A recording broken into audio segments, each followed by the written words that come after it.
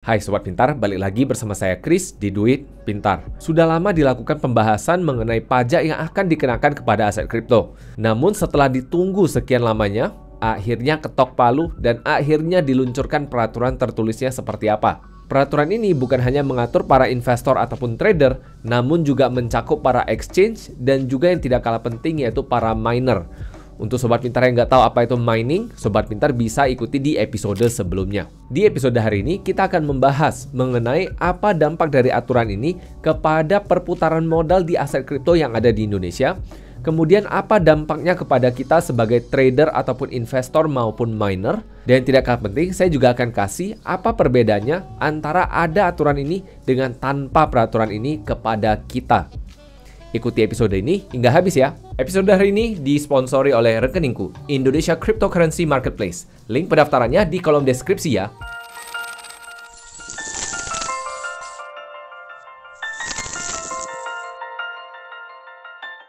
Seperti biasa nih, sebelum memulai, BPJS-nya dulu dong. Bayar pakai jempol, share, dan subscribe saja. Episode dari Duit Pintar akan selalu saya hadirkan di setiap Senin dan Kamisnya. Jadi Sobat Pintar bisa dapatkan episode yang lebih banyak dari Duit Pintar. Langsung kita masuk sedikit mengenai pajak. Kebetulan di channel ini kan saya belum bahas mengenai pajak. Saya bahas sedikit mengenai pajak terlebih dahulu. Kemudian kita akan masuk ke pajak mengenai aset kripto. Saya bahas ini dengan kapabilitas saya pernah mengambil sertifikasi brevet A, B, dan C. Jadi saya bahas ini berdasarkan memang ilmu yang sudah saya dapat dan juga saya skripsinya waktu kuliah mengenai pajak. Pajak singkatnya adalah kontribusi kita sebagai warga negara kepada negara tanpa adanya harapan untuk mendapatkan timbal balik yang langsung. Jadi dengan kita bayar pajak belum tentu kita dapat hasilnya langsung, belum tentu kita bisa rasakan langsung. Contoh nih, untuk orang-orang yang ekonomi ke atas, bayar pajak, lalu katakan pajaknya digunakan untuk kasih BLT. Tentunya kan mereka nggak bisa dapat rasakan BLT. Namun paling nggak ini bisa membantu orang-orang yang membutuhkan BLT ini. Namun di sisi lain mungkin ada yang nanya, jadi pembayaran jenis apa kepada negara yang bisa kita rasakan langsung?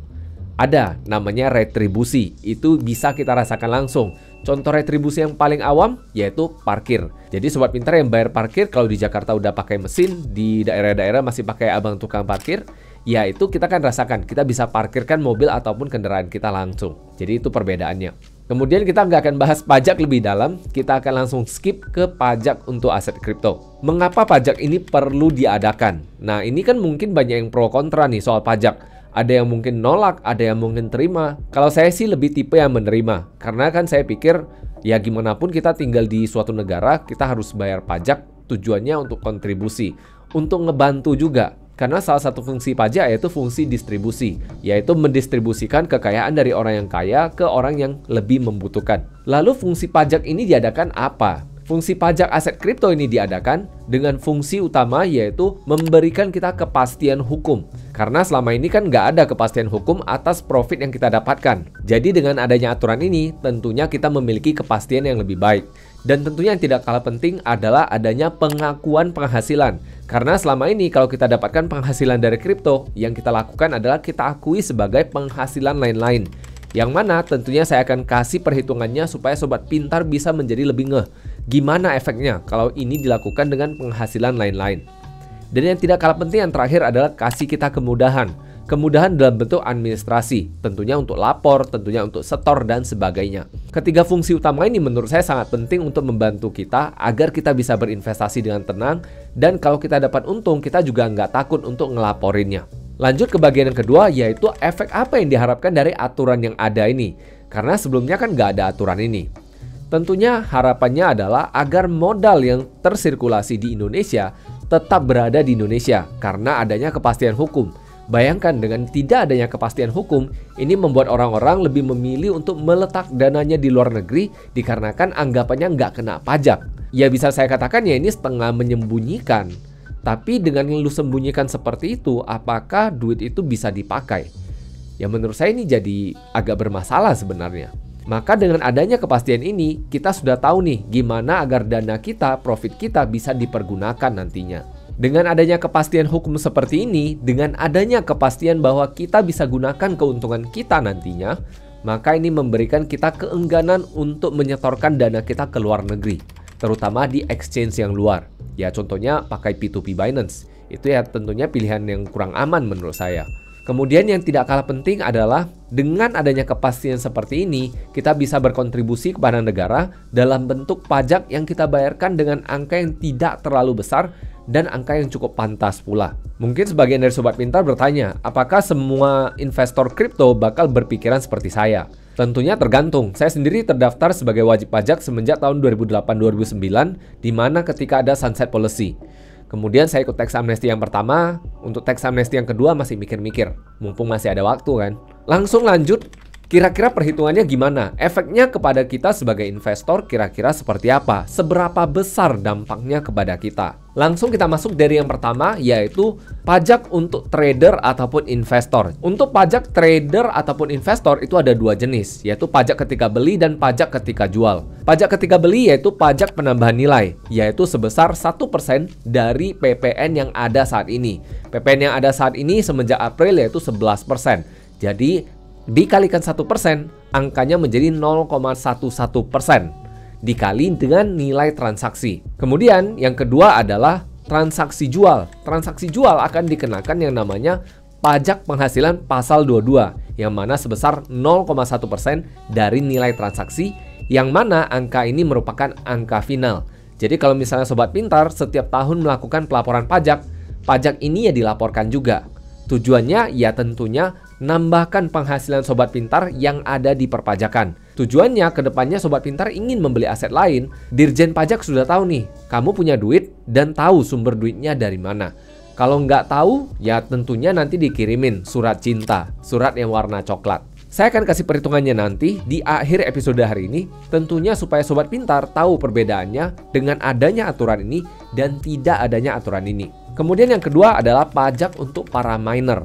Pajak para miner tentunya ini cukup mengejutkan untuk para miner, dikarenakan akan dikenakan pajak penambah nilai yaitu sebesar 10% dari PPN yang ada. Jadi pajak yang dikenakan yaitu 1,1% dari block reward dan penghasilan mining yang lainnya.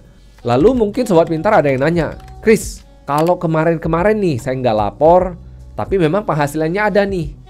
Saya belinya lewat exchange luar. Saya deposit pakai P2P di Binance, kemudian saya beli di Binance, lalu sekarang saya mau cairkan dana saya. Pilihannya ada beberapa. Pilihan pertama, ya pakai P2P kembali. Dengan kita pakai P2P, kita nggak pernah melaporkan pajak kita, yang artinya keuntungan kita nggak bisa dinikmati. Tentunya ini bukan cara yang saya sarankan, dikarenakan cara ini juga kurang aman. Dengan kita lakukan transaksi P2P, ada kemungkinan nih, si penjualnya nggak mau nih bayar duit kita. Jadi ini kan agak berbahaya. Maka saya lebih menyarankan untuk mendepositkannya ke exchange lokal. Pertanyaannya kan, Chris, pajaknya gimana? Nah, menurut aturannya, kalau misalnya kita kirim dari exchange luar, akan dikenakan biaya jual yaitu 0,2%, yaitu pajak finalnya. Di mana ini memang lebih mahal daripada kalau kita beli dari lokal. Tapi paling enggak dengan kita cairkan di exchange lokal, maka dana kita sudah diakui oleh pajak. Tentunya ini kan kasih kita kenyamanan dan keamanan. Namun ada perbedaan utama antara investor ataupun trader dengan miner. Untuk trader dan investor, administrasi perpajakannya semua udah diurus oleh exchange. Salah satu contohnya adalah rekeningku, linknya ada di kolom deskripsi. Untuk miner, administrasinya agak beda. Untuk miner mereka harus lapor sendiri, mereka harus setor sendiri, kemudian mereka harus mendaftarkan sebagai PKP ataupun pengusaha kena pajak. Dalam hal ini, PKP pedagang eceran. Kemudian setelah itu, ketika mereka hendak menjual kripto mereka, mereka jual via exchange dan dikenakan PPh 22 final. Yang mana angkanya sebenarnya nggak tertera nih. Saya nggak ngelihat ada angka yang tertera. Kalau hasil mining itu dijual, maka dikenakan pajak berapa banyak. Tapi menurut saya secara logika yang akan dikenakan adalah sebesar dengan trader yang beli dari exchange luar. Jadi untuk Sobat Pintar yang beli kripto via P2P di Binance, kemudian hendak jual dan mencairkannya di Indonesia, maka akan dikenakan PPh 22 final, yaitu sebesar 0,2%. Yang mana menurut saya harusnya nanti miner akan dikenakan 0,2% juga. Nah mungkin Sobat Pintar bingung nih, Chris, kenapa kita harus narik via exchange lagi? Kenapa kita nggak P2P kembali? Alasan utama ketika kita P2P kembali ini cenderung kurang aman menurut saya. Kemudian yang kedua, dengan kita tarik via P2P lagi, kalau kita untung, maka keuntungan kita tidak diakui sebagai penghasilan. Artinya kita nggak bisa untuk membeli aset yang ada di Indonesia. Ini akan jadi ribet karena kita jadi kucing-kucingan sama pihak pajak. Alangkah lebih baik menurut saya dikenakan 0,2%, kemudian kita bebas akan semua pajak-pajak lainnya. Dan penghasilan kita sudah diakui sehingga kita mau pakai menjadi lebih nyaman pula. Daripada kita kucing-kucingan, kita nggak bisa pakai, tiba-tiba dikirimin surat coklat. Yang artinya kita dikirimin surat cinta dari pihak pajak. Tadi kan saya ada katakan nih, ada satu aturan yang menurut saya belum diatur secara jelas. Yaitu gimana nih mekanisme untuk penentuan kalau kita tradingnya via exchange luar ataupun mining. Ada kemungkinan menurut saya ini akan dilakukan dengan cara matching transaksi beli dengan transaksi jual. Jadi kalau misalnya kita ada beli dan jual, maka ini akan di-match jumlahnya. Jumlah yang tidak match, maka ini akan dikenakan 0,2%. Kalau jumlah yang match, dikenakan 0,1%. Menurut saya ini yang bisa dilakukan dan mungkin dilakukan. Dan ini akan cenderung dilakukan oleh pihak exchange. Lalu bedanya di mana, Chris? Dengan adanya aturan ini dan tidak ada aturannya ini. Oke, kita kasih contoh nih. Untuk trader dan investor dulu. Untuk trader dan investor, kalau misalnya nih, katakan beli 1 Bitcoin. Katakan ketika beli harganya 600 juta. Kemudian setelah itu harganya naik jadi 1 miliar. Kira-kira nih pajaknya berapa banyak? Maka kalau kita hitung dengan aturan baru nanti, ketika kita beli Bitcoin, maka akan dikenakan 0,11% dari 600 juta, yaitu 660.000, yang mana seharusnya nanti dibalut di dalam fee. Kemudian ketika kita menjual akan dikenakan 0,1%. Katakan tadi kan 1 miliar, maka ketika kita jual akan dikenakan sebanyak 1 juta. Total pajak yang kita bayarkan adalah 1,66 juta. Oke, ini artinya keuntungan kita yang 400 juta tadi, ini sudah dibayarkan pajaknya. Clear, sudah beres. Jadi kita nggak usah pusing. Dengan penghasilan 400 juta, kita bayar pajak 1,66 juta aja. Kecil, ini angkanya kecil banget. Lalu bedanya dengan kalau nggak ada aturan ini seperti apa? Sebelumnya dengan tiadanya aturan ini, semuanya kita laporkan sebagai penghasilan lain-lainnya. Ya walaupun saya tahu sih, lebih banyak orang yang nggak lapor. Maka saya sebagai warga negara yang baik, ya saya laporkan sebagai penghasilan lain-lainnya. Ketika saya laporkan sebagai penghasilan lain-lainnya, anggap saja nih kita nggak ada kerjaan lain, nggak ada penghasilan lain, kita penghasilannya hanya dari kripto. Maka perhitungannya adalah perhitungan pajak progresif yang menggunakan bracket 5%, 15%, 25%, 30%. Maka dengan penghasilan 400 juta ini kita masukkan ke dalam bracket, maka didapatlah angka 70 juta pajaknya. Jadi dengan penghasilan 400 juta kita bayar pajak 70 juta.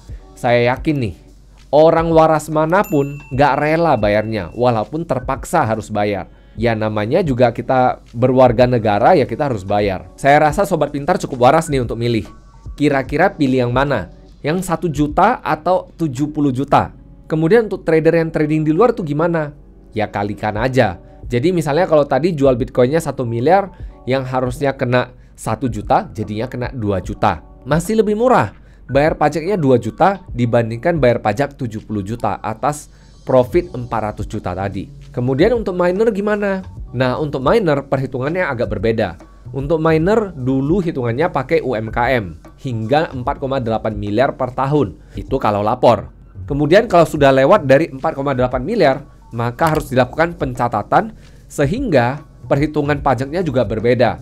Hal ini membuat miner-miner malas untuk ngelapor. Padahal banyak nih miner di Indonesia. Jadi daripada miner-miner ini milih duitnya disimpan di luar, ya lebih mending kasih kepastian seperti ini dengan angka yang rela dibayarkan oleh semua pihak. Ya mudah-mudahan kan negara juga dapat kas tambahan. Ya ini menurut saya udah bagus dengan angka sedemikian yang menurut saya angkanya tidak terlalu besar juga untuk semuanya. Mungkin untuk Sobat Pintar yang hobi trading secara aktif ini bisa menjadi biaya yang cukup mahal. Tapi untuk Sobat Pintar yang sudah beli kemudian simpan untuk jangka waktu yang lama, menurut saya ini adalah hal yang cukup baik untuk kita karena ini kita nggak usah pusingin lagi. Nggak tahu ya, mungkin kedepannya nanti ada kebijakan bahwa untuk trader harian tuh nggak dikenakan atau gimana yang kita nggak tahu. Ya kita tunggu aja update-update terbarunya. Ya tentunya Sobat Pintar untuk dapat update-nya gampang kan? Like episode hari ini, kemudian subscribe channel ini dan nyalakan loncengnya. Jadi Sobat Pintar bisa dapat update terbarunya nanti. Jadi kesimpulannya, pajak kripto ini tentunya kasih kita kepastian hukum, kasih kita pengakuan penghasilan kita, dan tentunya kasih kita kemudahan administratif. Jadinya kita nggak usah mikir gimana harus setor, gimana harus lapor, dan sebagainya. Yang tidak kalah penting adalah dengan adanya aturan ini, maka kita sebagai pihak trader ataupun investor, kita diuntungkan dengan kejelasan dari penghasilan dari tradingnya kita ataupun hasil dari investasi kita. Dulunya kita harus bayar pajak lebih banyak, sekarang jadi lebih sedikit. Singkatnya untuk trader kalau beli dikenakan 1% kali 11% yaitu PPN saat ini. Kemudian untuk jual akan dikenakan 0,1% PPh pasal 22 yang mana merupakan pajak final. Kemudian untuk para miner, angkanya juga cukup mudah yaitu 10% kali PPN yang ada saat ini. Itu ketika dapat hasilnya yang mana merupakan block reward dan juga hasil dari fee transaksi.